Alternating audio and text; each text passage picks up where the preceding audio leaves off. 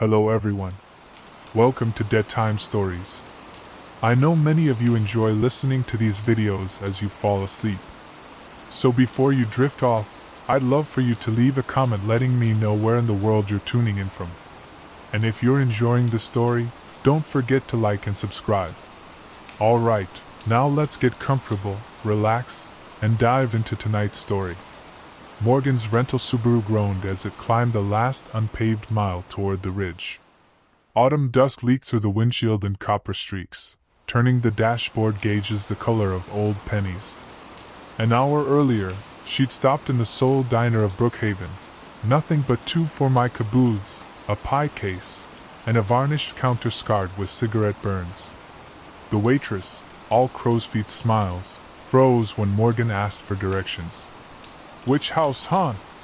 "The foreclosure off County 32. File, C1407. The smile vanished.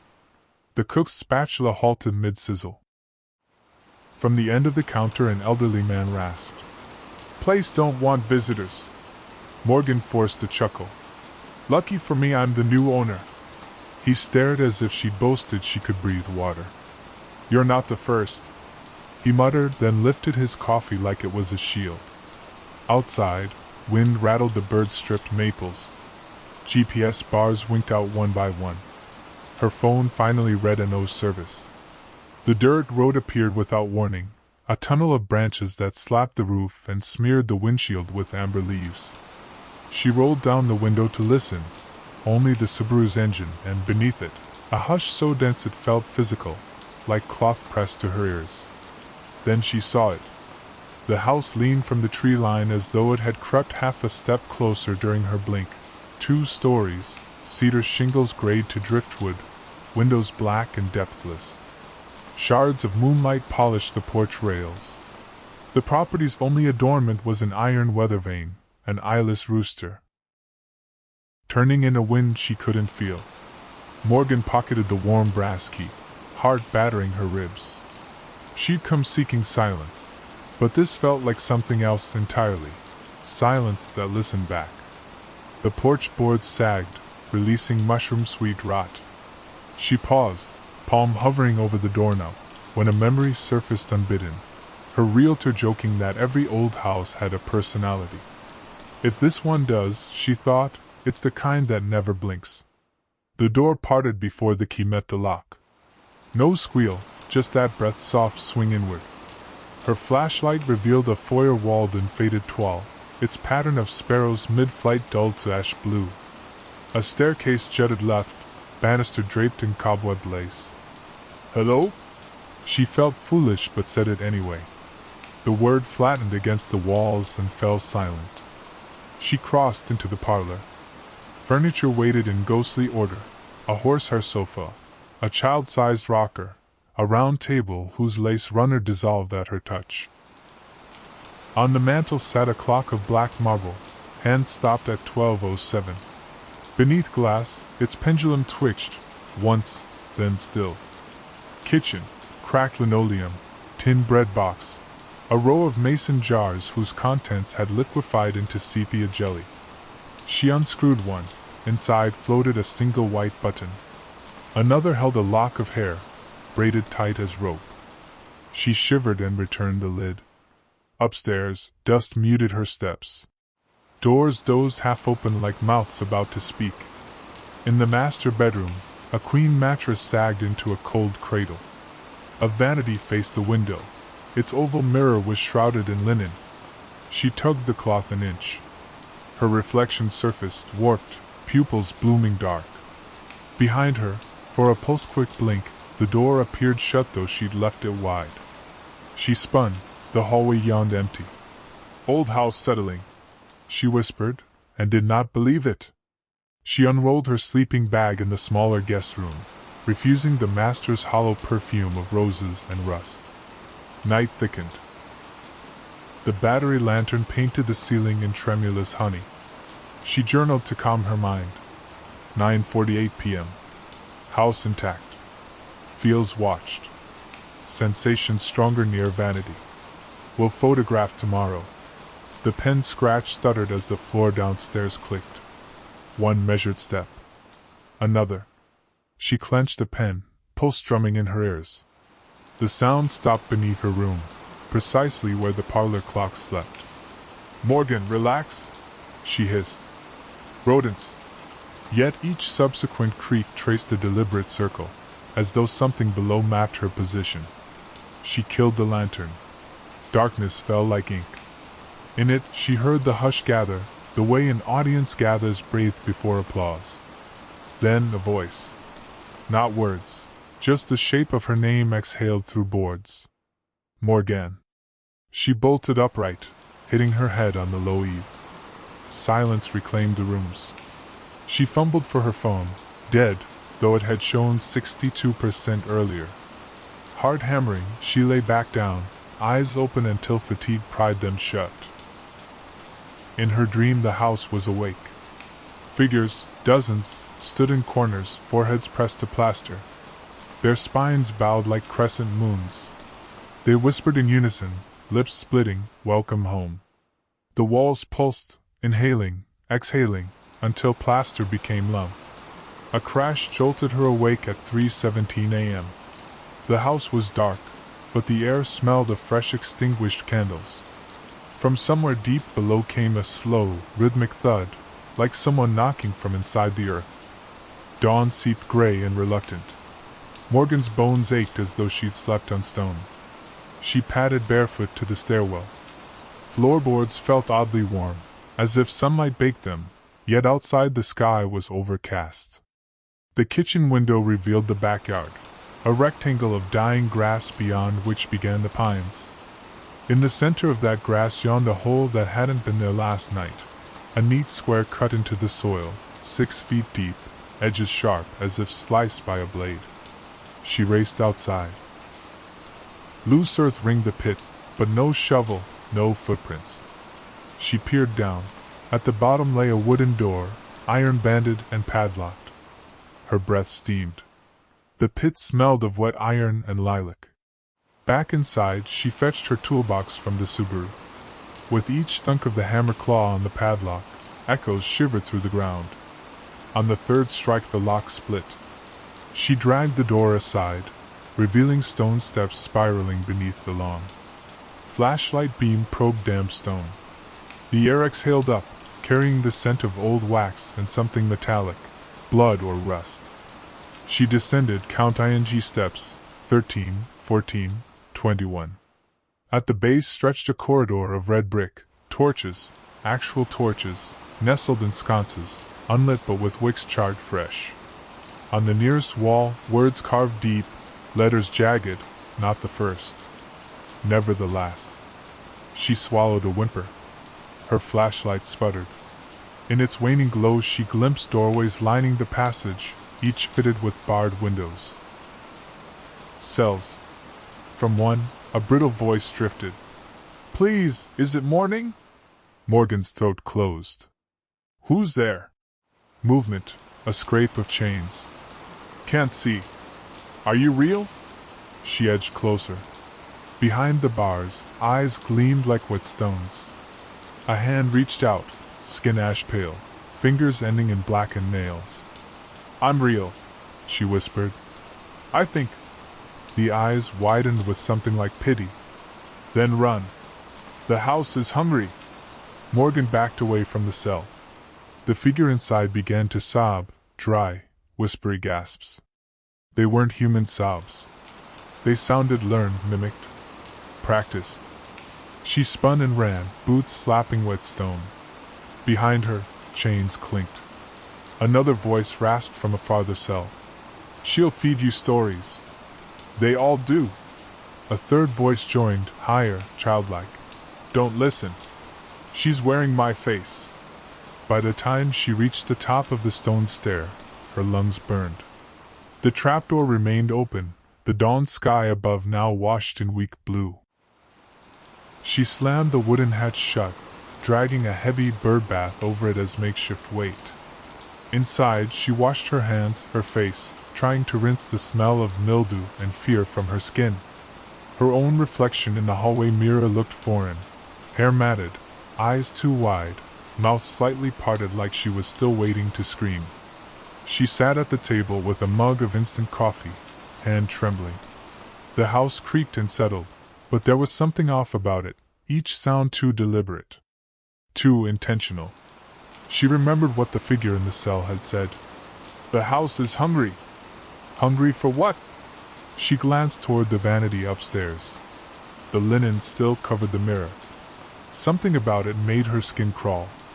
As if it was safer with the fabric on. As if removing it would invite something in. She stood abruptly, drawn as if on puppet strings. Her steps echoed on the stairs. The linen lifted with a dry whisper, floating to the floor. The mirror beneath was pristine. No dust, no clouding, and no reflection. Morgan gasped and stepped back. Her arms, her face, absent. The room behind her showed clear in the glass, but she was not there. "Okay," she said aloud, voice cracking. "Old mirror. Warped. Optical illusion." She reached out to touch the glass. Her fingers met it cold and smooth, and something else brushed back. A fingertip. On the other side.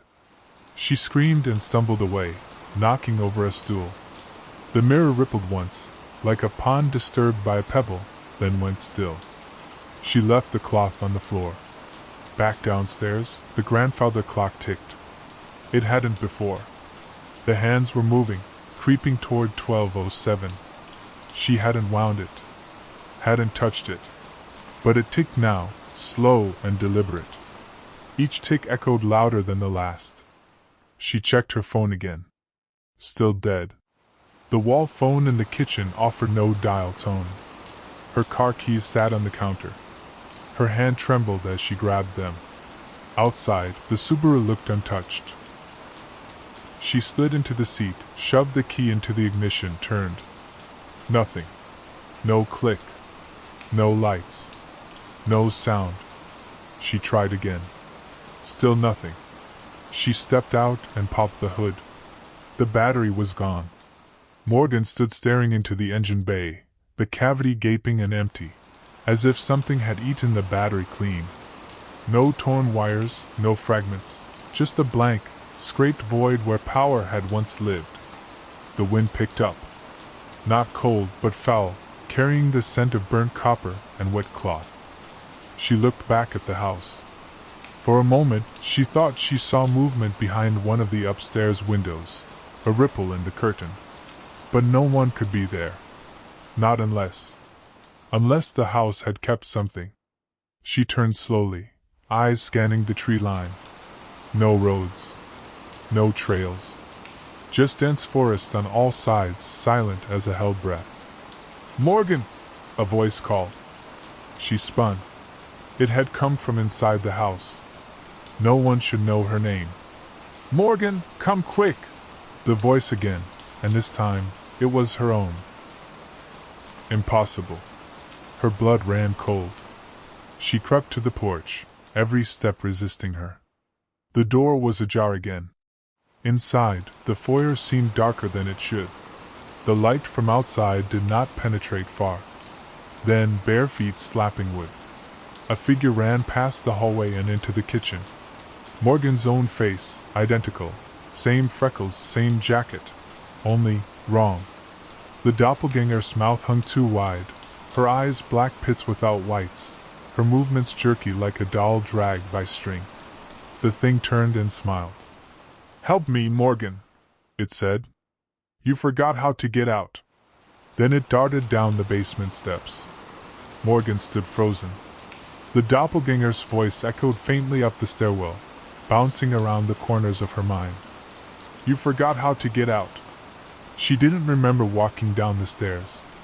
She was just suddenly on them, her hand resting on the rotted railing, foot pressing into the first step of the basement. The flashlight flickered weakly in her grip. As she reached the bottom, the beam cut across the foundation wall and stopped on a door. This hadn't been here yesterday. Made of old wood, it bore no knob. Just a heavy rusted latch. On the floor before it lay a single, pristine apple. She bent slowly, heart pounding, and touched it. The apple was warm. Soft. Too soft.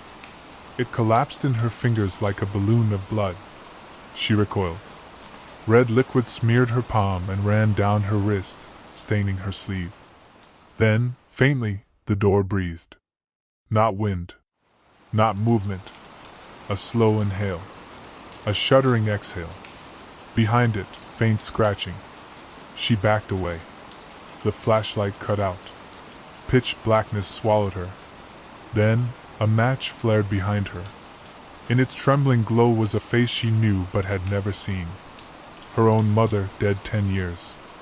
Standing at the foot of the stairs. Silent. Eyes full of tears. "Morgan," she whispered. "You have to remember what you did." Morgan screamed. The match went out. Morgan clawed her way up the basement stairs in total blackness, breath tearing from her throat. The air behind her grew heavier with each step, pressing close like wet fabric. At the top, she slammed the door shut and wedged a chair beneath the knob. Her chest rose and fell in panic stabs. The kitchen was dim but not entirely dark. Her lantern still burned faintly on the table, casting long, uncertain shadows. She leaned against the wall and sobbed. Not from weakness, but from the overwhelming certainty that something had found her. What did she mean? "Remember what I did?" The room tilted slightly as she stood. She splashed water on her face from the faucet. It flowed clear, but it tasted like rust. In the hallway, the grandfather clock chimed once. The tone was wrong, warped and wet-sounding, like a bell struck underwater. She turned. The clock now read 12:07. It had ticked toward it all day. She stepped closer, watching the second-hand twitch stall, then surge ahead. Inside the glass, her reflection flickered, not in sync with her movements. It smiled when she didn't. It lifted a hand when hers stayed at her side. Then it blinked. Morgan staggered back. The reflection lingered one heartbeat longer, and mouthed something. She couldn't hear it, but she understood. "Stay." Morgan fled to the upstairs guest room, slamming the door and locking it behind her. She pushed a small dresser against it for good measure, then curled in the sleeping bag, knees to chest. She didn't sleep. Not really. Her eyes closed, but her body remained braced for noise, for movement, for her own voice calling again from somewhere else in the house. Hours passed. Or minutes. Time was unraveling. When light finally bled through the cracked window, it wasn't warm. The sun was pale and cold, filtered through a mist that hadn't been there yesterday. The forest outside was still. No birdsong. No wind. She knew she had to find another way out. She gathered a backpack. Bottled water, flashlight, her hammer, the pocket knife from her glove box. On a last impulse, she grabbed the linen from the vanity mirror and stuffed it in the side pouch. Then she paused at the trapdoor in the yard. The bird bath had been moved. The heavy concrete basin now sat 6 feet away in the grass. Something came out. The wooden hatch stood slightly ajar, as if waiting for her to peer inside. Instead, she turned toward the trees. Her boots crunched frost-stiff grass as she reached the edge of the forest. She stepped into the pines. At first, the forest felt like a blessing. The scent of bark and pine sap was grounding, the muffled sound of her steps on the loam a relief after the creaks and murmurs of the house. Morgan pressed deeper into the woods, trying to keep a straight path, using the sun's position for guidance. She walked for hours, and then found herself back at the house. She stood dumbstruck, staring up at the second-floor window where the vanity sat. The curtain there fluttered slightly, though the air was still. "No," she whispered. "No, I didn't turn around." She retraced her path, marking trees with a rock. She moved straight, unwavering. Again, hours later, the house. The same markings were still there, on trees she should have passed only once.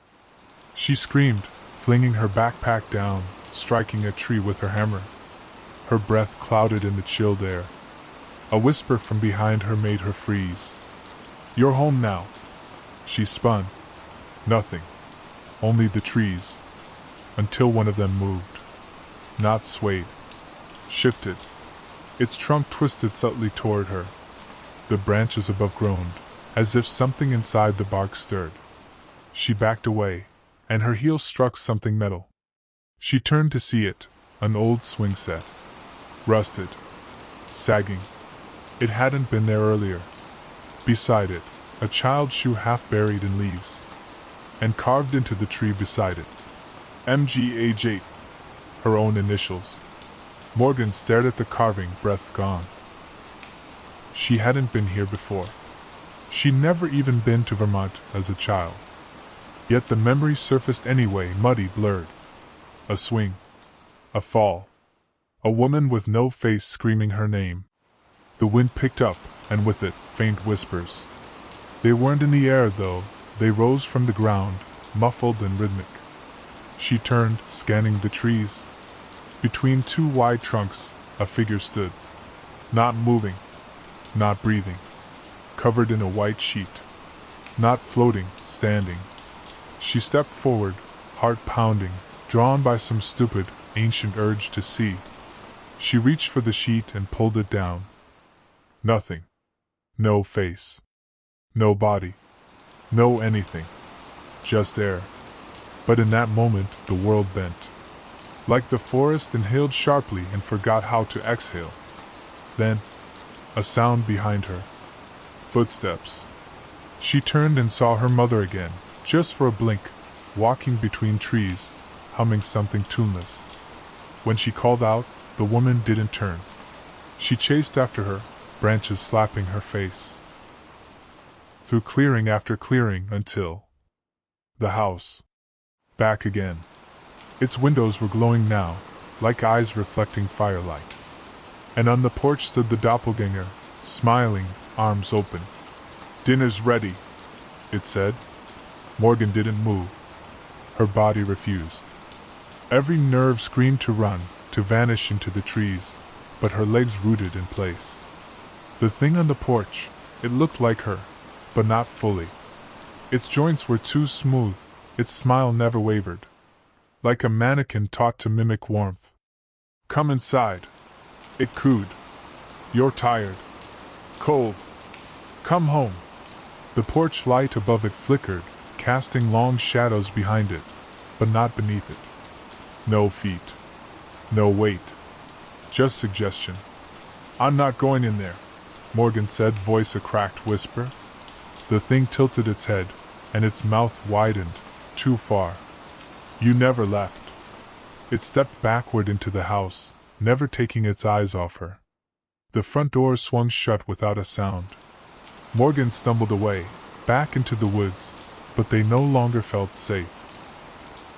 Every tree leaned slightly toward her, their branches held low like listening ears. The wind carried a high-pitched whine, just on the edge of hearing. She didn't try to escape again. There was nowhere to go.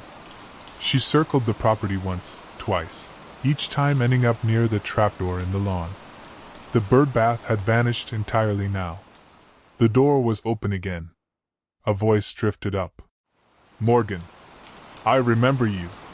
Her knees buckled. She hadn't heard that voice in 20 years. It was her father's. He had died when she was 15. Drunk driver. Rain-slick road. Morgan had refused to answer his call that night. A fight over curfew. One of those adolescent BA. At the bottom, a single torch burned, steady and silent. Beside it stood a figure, half in shadow, shoulders slumped, hands dangling. "Dad?" she whispered. The man turned. His face was wrong. Mouth too wide. Eyes leaking black. "You came back," it said with his voice, and that broke her. She ran. Up the slope, through the porch, back into the house. The floorboards pulsed beneath her feet, like breath. She fled up the stairs, into the master bedroom, and slammed the door. For a moment, silence. Then tap, tap, tap. From the mirror, the linen still lay crumpled on the floor. The vanity stood bare. She turned slowly. In the reflection, her doppelganger sat at the vanity, brushing its hair with slow, deliberate strokes. Behind it, a second figure loomed, the man with her father's voice. Morgan stumbled backward into the corner, fists clenched, tears slipping down her cheeks. "What do you want from me?" she shouted. The figures in the mirror froze, the brush still mid-stroke. Her reflection slowly turned toward her, but not in the room, only in the glass. It raised one hand and pressed it flat against the inside of the mirror. Morgan could see her own face now, drawn, trembling, reflected properly for the first time. But there was a third version, too, behind them both. Watching. A child. A little girl in a nightgown, standing in the doorway of the mirror-world bedroom. She looked maybe 8. Morgan felt her knees weaken again. The initials on the tree. MGH8. The child in the mirror whispered, "You left me here." "No," Morgan said aloud. "No, I don't remember. You were supposed to come back." The girl lifted one hand and held up a key.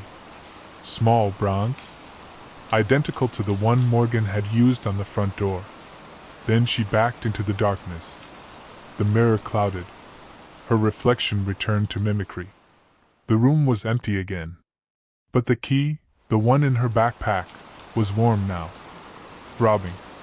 And outside, the clock struck 12:07 again. That was when the screaming began. Not hers, though she felt like she might burst, but a chorus of voices rising from beneath the house. Low at first, like wind whistling through glass, then higher, sharper. Male, female, old, young, all crying the same word. Morgan. Over and over, until the syllables lost meaning, became teeth and edge and static. She pressed her hands to her ears, sobbing. "Stop! Stop it!" The house quieted.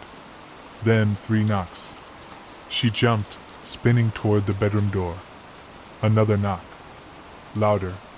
Closer. She crept forward, placing one eye to the peephole. There was no one outside. Until there was. Her reflection. But wrong. Again. Its head tilted slowly. Its eyes were black. Not just shadowed, gone. Hollow pits. It lifted its hand and placed it gently against the door. She felt it. Through the wood. It was on both sides now. Then its mouth opened wide and screamed. Morgan screamed too. The door flew open. But the hallway was empty. Only the smell of roses and ash remained. Morgan stood in the hallway, shaking. The wallpaper peeled along its seams, curling like dried skin. The silence afterward felt wrong, too complete. The kind of silence that doesn't wait for sound but punishes it. Her hand grazed the banister. It was warm. Beating. She recoiled. No, not beating. Breathing. The whole house felt alive now. Not metaphorically. Truly. Its beams stretched and groaned like ligaments. Its floors shifted beneath her feet like muscle flexing. She moved down the stairs cautiously, unsure of what waited below. The foyer had changed. The walls were darker, the sparrow pattern on the wallpaper now twisted, wings broken, birds spiraling downward in slow death. In the parlor, the clock had stopped ticking. Its hands were missing. She heard faint music. A music box melody, sweet and warped, coming from the kitchen. She followed the sound. It led her to a cabinet beneath the sink. Inside sat a small porcelain music box, decorated with faded roses. It was open, the ballerina inside slowly spinning, her dress cracked, one arm missing.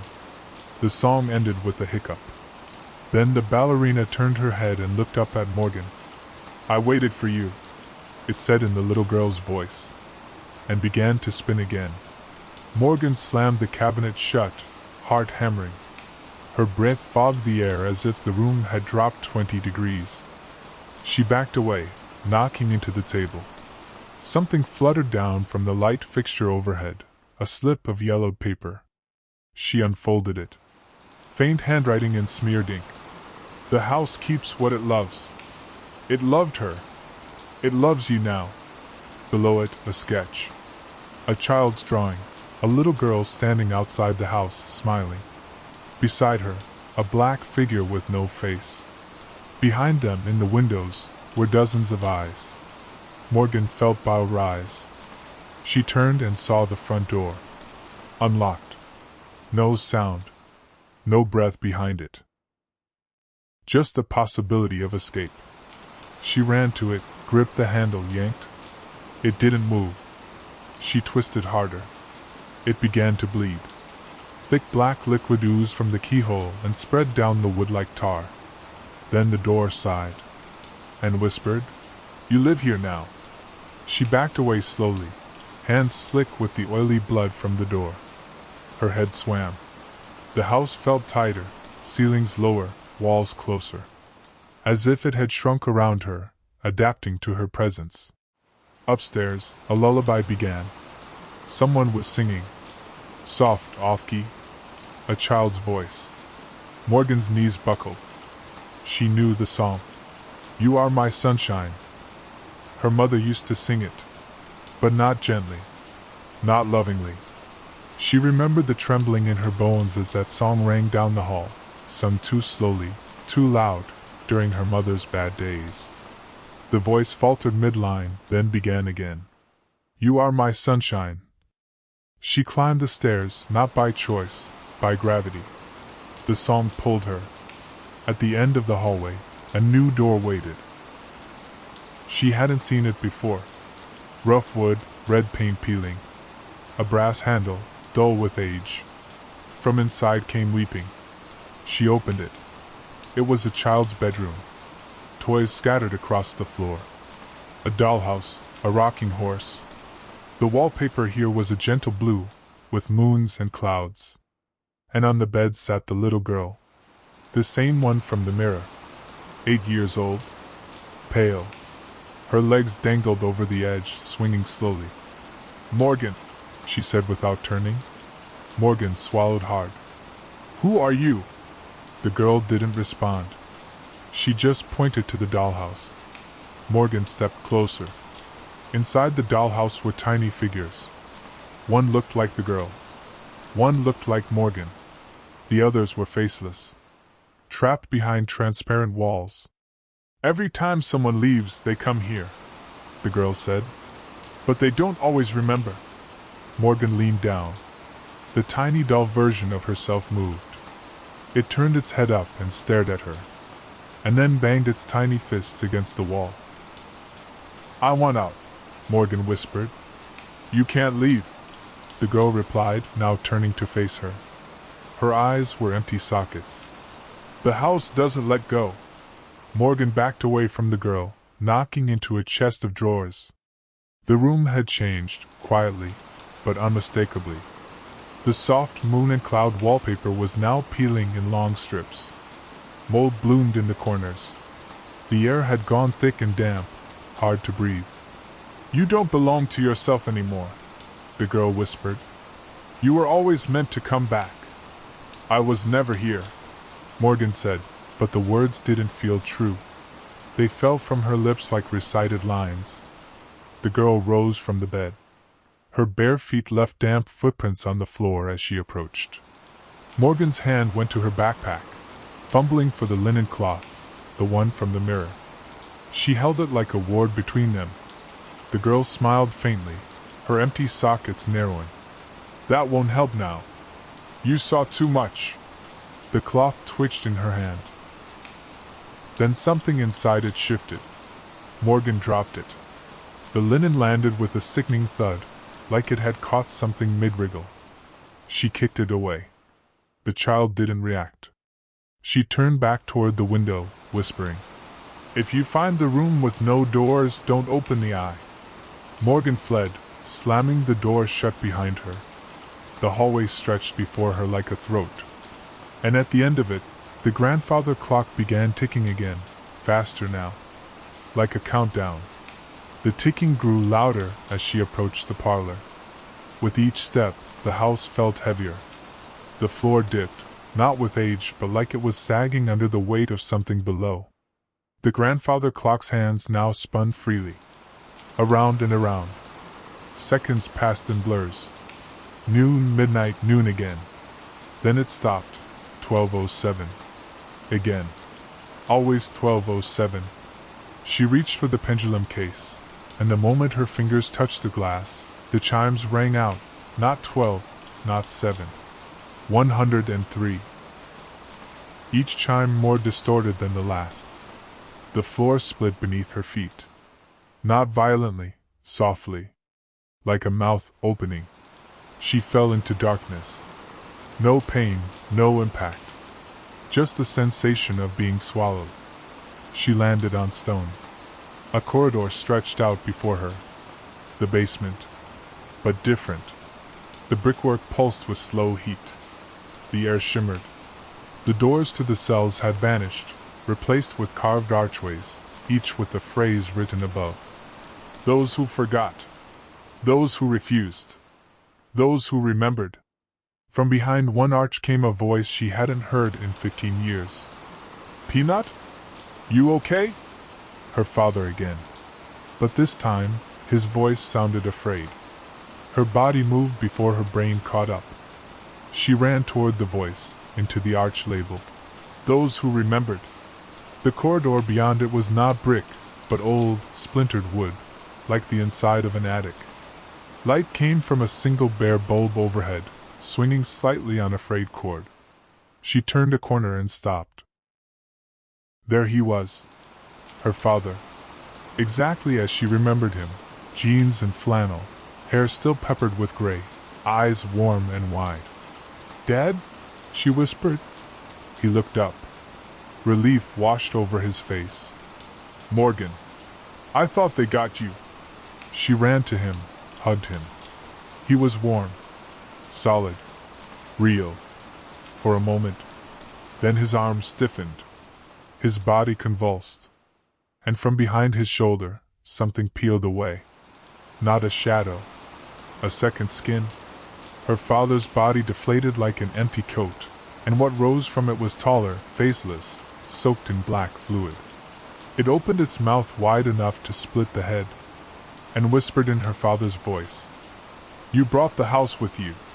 Morgan screamed and sprinted blindly down the corridor, arms shielding her face as the walls grew tighter, closer, clawing at her with long splinters. She didn't know how long she ran, only that the hallway finally spat her out into a round chamber. There were no doors, no windows, just curved walls and a single thing in the center. A mirror, oval-shaped, freestanding. It showed nothing but her. No distortions, no tricks, just Morgan. And yet, the moment she met her own eyes, her reflection smiled. She didn't.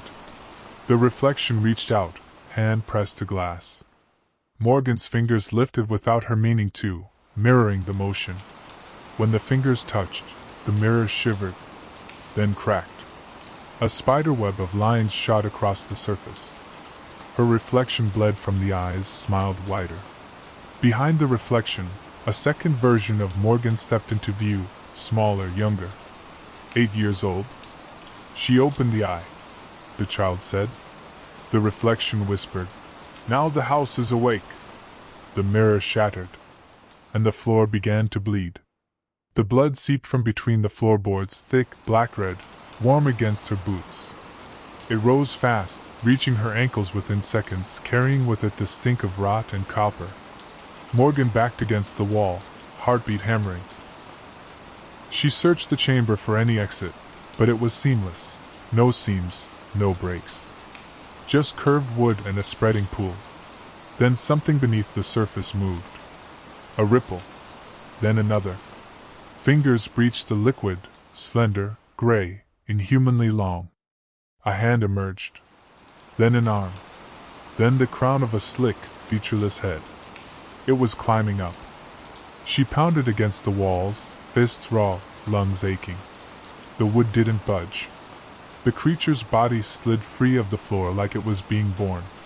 Its skin pulsed, translucent, veined, writhing with things that shifted beneath its surface. Its head tilted toward her. Then, a door appeared. Just behind her. Rough wood. Iron latch. No sound, no ceremony. It hadn't been there a moment before. Morgan didn't question it. She lunged, wrenched it open, and threw herself through. Behind her, the creature reached the edge of the mirror-shadowed chamber. The door slammed shut and disappeared. Morgan landed hard on a marble floor, polished, veined with gold. Chandeliers hung above her, each one swaying in some unseen draft. The room stretched wide in all directions, like a ballroom carved from cathedral bones. It was beautiful, and entirely wrong. Every inch of it shimmered faintly, as if underwater. Time moved differently here. The air itself felt like it breathed. In the center of the room stood a table, set for dinner. Candles burned low in antique holders. Silverware gleamed. Plates waited. And at each seat sat a figure, motionless. Each one wore a porcelain mask, delicate, cracked, featureless. Their bodies were rigid in clothing from different eras, a Victorian gown, a soldier's uniform, a schoolgirl's pinafore. She stepped closer. The masks turned. All at once. She gasped, staggering backward, but they didn't rise. They just watched her. Then one of the masks spoke. No mouth moved, but the voice filled her head. "We are the ones the house forgot." Another voice joined. "We stayed too long. We looked too deep." The candles flared, casting wild shadows on the walls. "You brought it with you." Then all the masks cracked, splintering in unison, and every figure stood at once.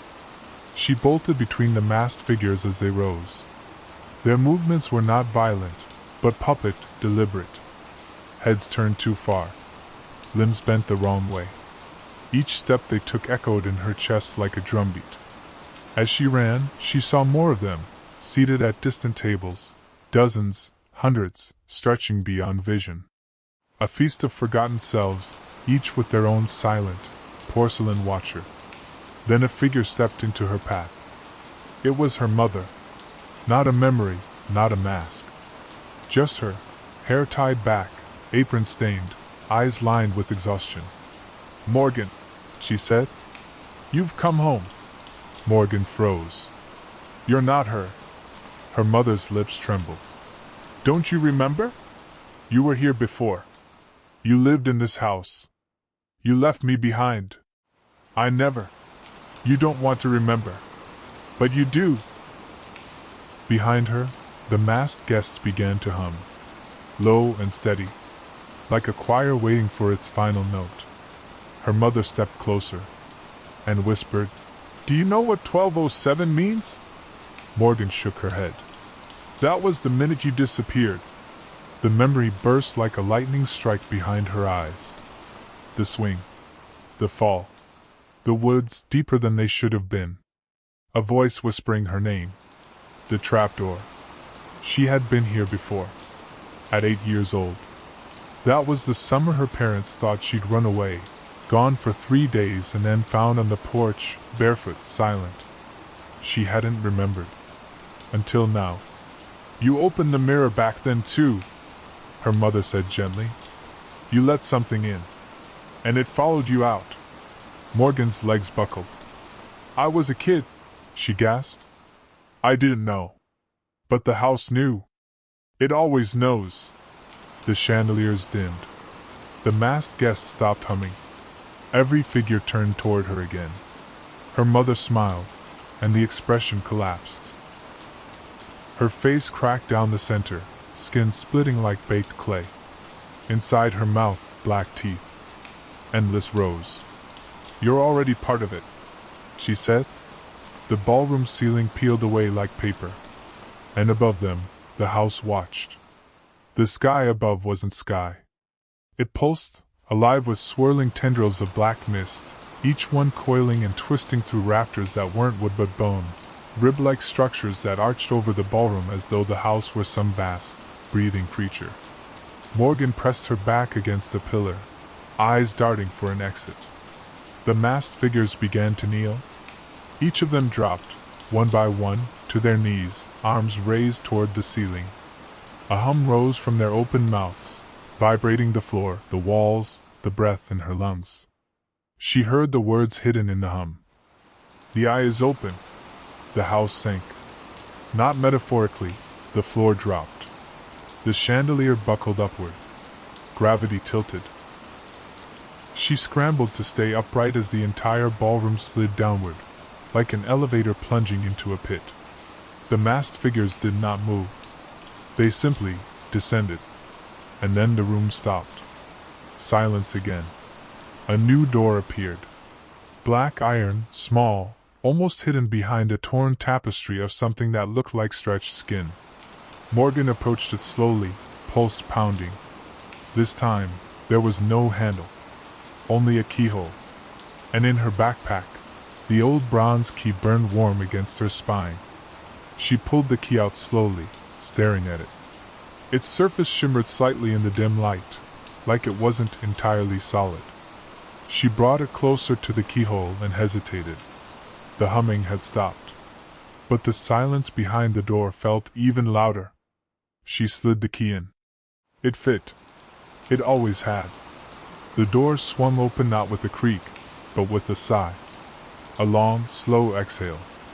Behind it, darkness. Not black, not absence.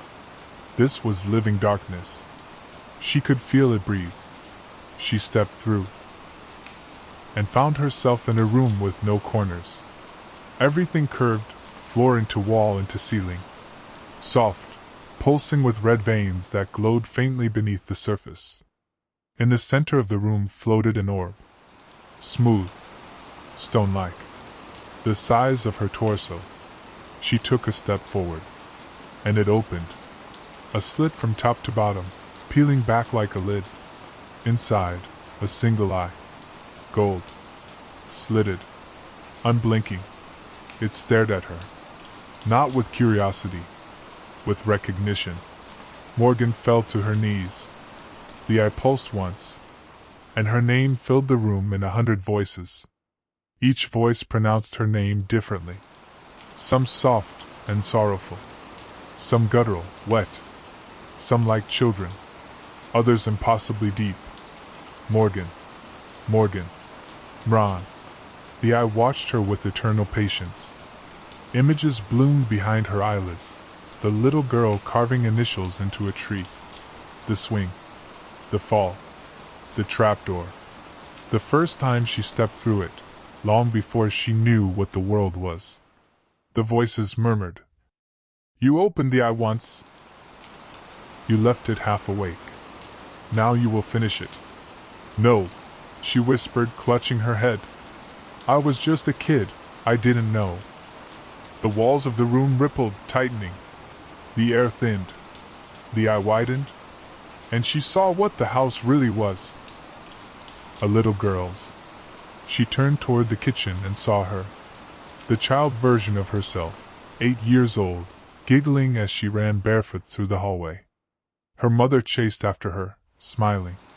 The air smelled like cinnamon and warm bread. Morgan, time for dinner, her mother called, as if from another world.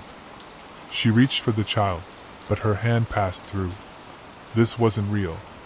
This was before. The house was showing her what could have been, what she left behind. The clock ticked to 12:07. The child vanished. The laughter fell silent. The hallway darkened, and the voice returned. You remember now. Morgan reached for the wall to steady herself, but the wallpaper curled away beneath her palm. It disintegrated into ash. The clean, sunlit home rotted in real time. The fresh paint blistered. The floorboards warped and cracked. The smell of cinnamon turned sour, mold, rot, decay. The warmth fled the air, leaving behind that familiar cold. 12:07. Again. She ran to the front door. Tried the handle. It turned easily. The door creaked open. A blinding white light poured in. Wind rushed past her ears, clean, not tainted. It carried the scent of pine, snow, morning. Outside was the road. The real one. Her car. Her world.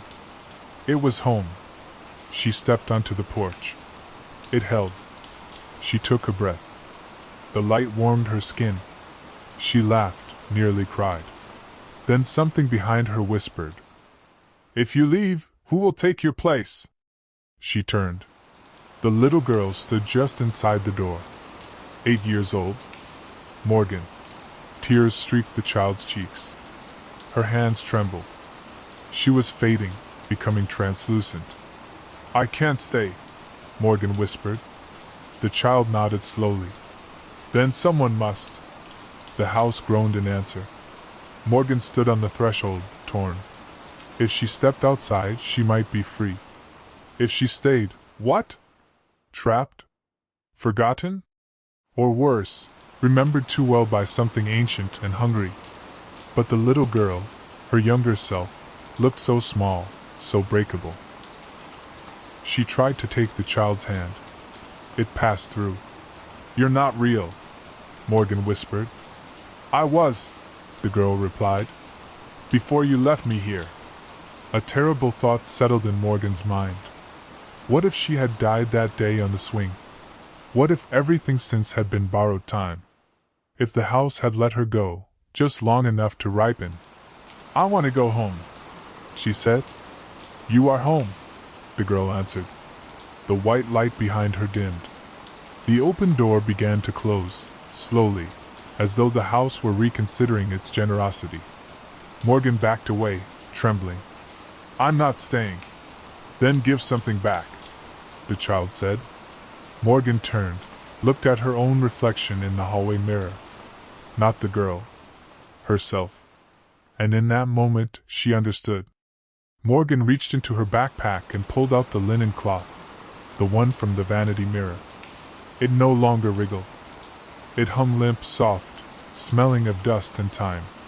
She held it in both hands, approached the mirror, and slowly, carefully, laid it across the glass. The reflection didn't vanish. Instead, it changed. She saw a woman, older, gray at the temples, smiling, peaceful. Herself, maybe. Who she could have been. A life unlived. Tears blurred her vision. The mirror shivered beneath the cloth. And then a voice whispered from inside. "You may go." The hallway door creaked fully open. Light poured in once more, brighter now, beckoning. The child's form had vanished. Only Morgan remained. She stepped outside. The porch held. The air smelled of pine and spring. She didn't run. She walked slowly, down the steps, across the dead grass, past the swing set rusting into the soil. She reached her car. The battery was back. The engine turned over on the first try. She looked once more at the house. It watched, but did not follow. She drove. Miles passed under her wheels. Trees blurred. The radio was dead, but the silence felt lighter now, like a breath finally exhaled after years of holding it in. When she reached the edge of Brookhaven, her phone buzzed. Service returned. Dozens of missed calls. Texts. She ignored them. She didn't stop until she reached the motel 3 towns over. Inside the room, she collapsed onto the bed, still dressed, still shaking. Sleep came, heavy and dreamless. When she woke, it was 12:06. The clock ticked, then stopped. 12:07. She stared. A knock at the door. 3 soft taps. She rose, heart in her throat, and opened it. No one there. Just a small package on the doormat. Inside, a porcelain mask. And a note. "You left the door open. We found someone else." Morgan stared at the porcelain mask. Delicate. Cracked slightly along one cheek.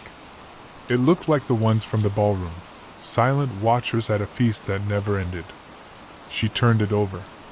Inside, etched into the clay, was a name. Lillian Green. Not hers. Not anyone she knew. She set the mask on the motel desk, but the air around it felt heavier. Like it was waiting. That night, she didn't sleep. Every time she closed her eyes, she saw the girl in the mirror. The swing. The eye. The mask. At 12:07 a.m., the television flickered on. No sound. Just static. Then an image. The house. Still standing. Still whole. But someone new was standing on the porch. A woman. Thin. Pale.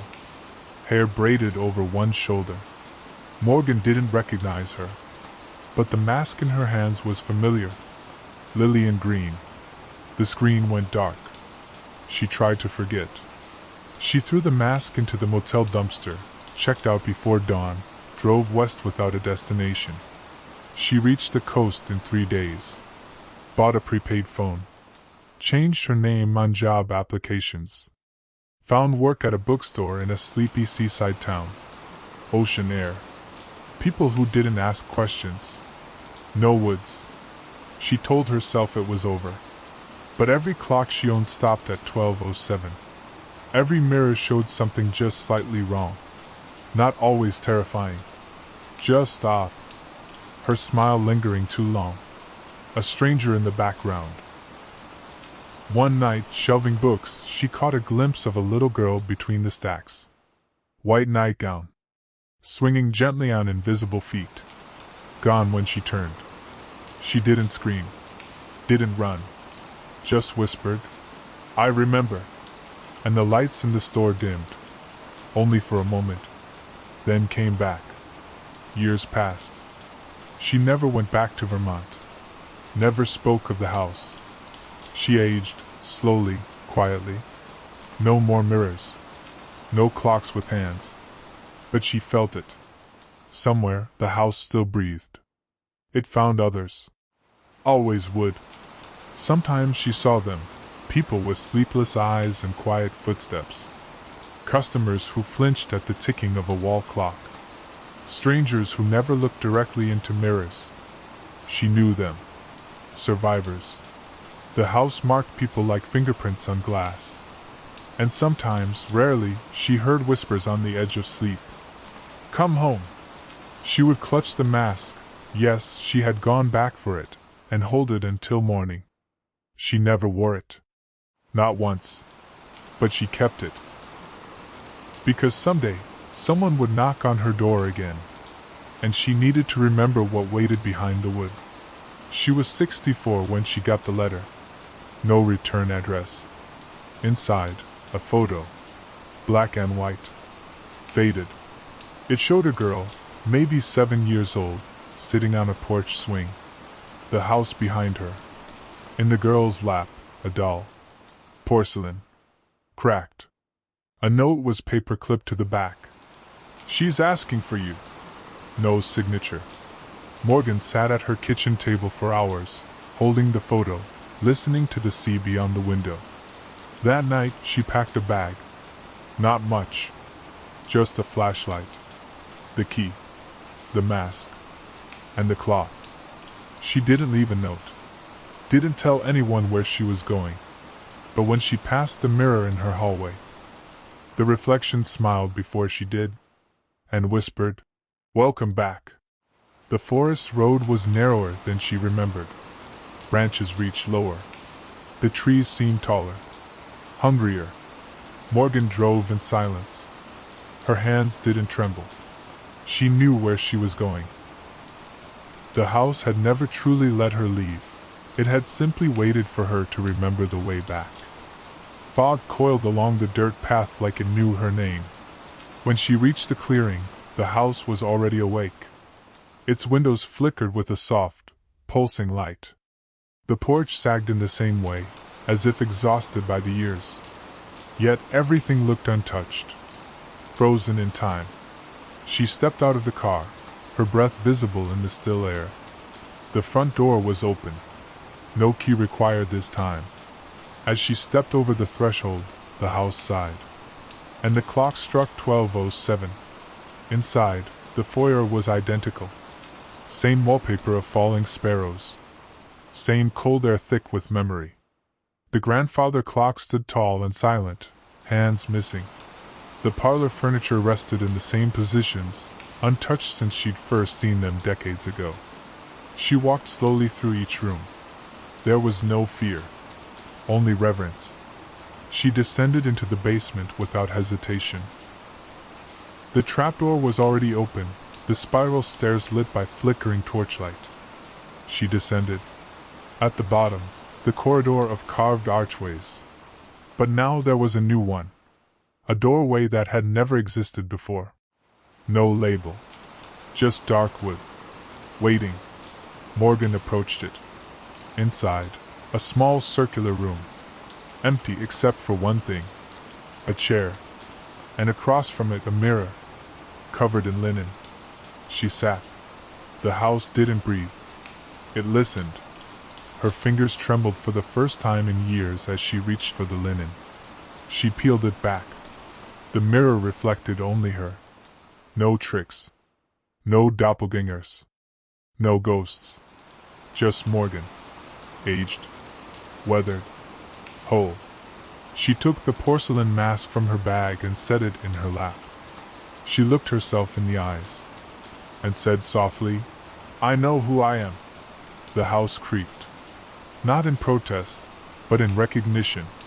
The mirror shivered once. And then the girl appeared behind her in the glass. 8 years old. Wide-eyed. Silent. Morgan didn't turn. She just kept watching. "You came back," the girl said.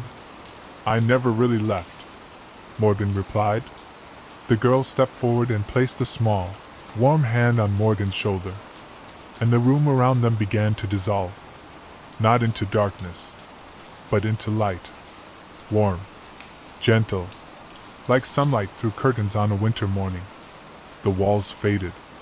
The chair vanished. Morgan stood now in the yard outside the house. The swing creaked softly in the breeze. Birds called in the trees.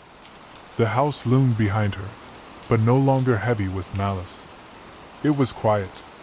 She looked down and saw the girl holding her hand. They walked together toward the tree-line. "Do you know what this means?" Morgan asked. The girl nodded. "We gave it back." "What?" "The memory. The fear. The silence. We gave it back to the house. And now, it can rest." They reached the edge of the woods. Behind them, the house began to sink. Not crumble. Not collapse. Sink. Into the earth, as though it had never been there at all. Morgan didn't watch the house vanish. She simply closed her eyes as the wind picked up, carrying the scent of damp wood and lilacs into the canopy. The girl released her hand. When Morgan looked, she was alone again. The path ahead had changed, no longer overgrown, no longer hostile. Sunlight dappled through the leaves. Birds sang. The air was real in a way it hadn't been for decades. Her car was gone, but she didn't need it. She walked. Her legs ached with every step, but the ache felt honest. Her lungs stretched full. Her shadow stretched long in the afternoon light. When she reached the edge of the woods, the town appeared just beyond the bend. Brookhaven, old and quiet, untouched by time but no longer steeped in dread. The air smelled clean. Like freedom. Like closure. She wept, but not for sorrow. For return. Morgan settled in Brookhaven. She bought a little house, 2 bedrooms, 1 story, windows that caught the sunrise. She planted rosemary by the front walk. People left her alone, which suited her just fine. She kept no mirrors. She owned no clocks. Not for fear. Just respect. The past wasn't something to trap in glass or mark in ticking seconds. It was something to set down, gently, like an old book you'd finally finished.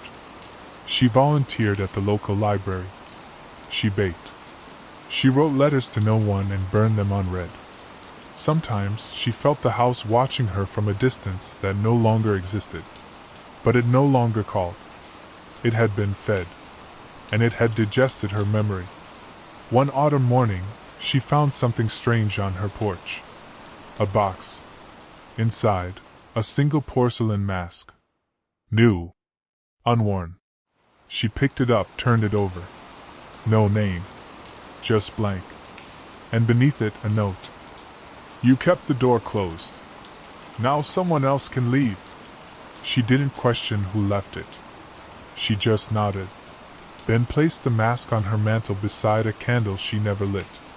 A reminder, not of fear, but of promise. She had been brave. She had come back. And the house had listened. That winter, a girl knocked at her door. 17, maybe 18. Eyes too old for her face. Hands that trembled when she thought no one was watching. Are you Morgan Green? She asked. Morgan nodded. The girl stepped inside. She didn't speak for a long time. She just sat by the fire, staring into the quiet flames. Then she said, I saw it. The house. Morgan reached for her hand. The girl didn't flinch. It let me go, she said. Morgan smiled. Then it wanted you to find me. I think it told me to. Morgan poured her tea. You're safe now, she said. And for the first time in years, she meant it. They sat together as the snow fell. Two women, bound by something that could never be fully explained. Morgan didn't tell her the rules. She didn't need to. The girl had already learned what the house wanted. They didn't speak about what they saw in its halls. The cells. The mirror. The eye. Some stories were only meant to be carried, not told.